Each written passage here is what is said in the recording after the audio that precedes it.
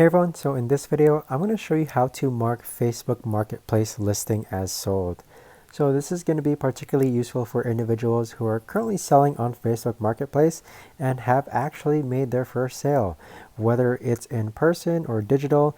This video is going to be short, sweet, and to the point, and so let's go ahead and get started.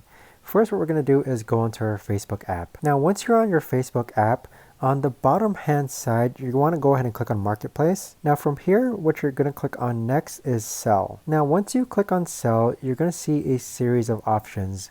What you want to do is click on Active Listings or Your Listings located on the right hand side. And so from here, you could basically see that I've already sold some listings.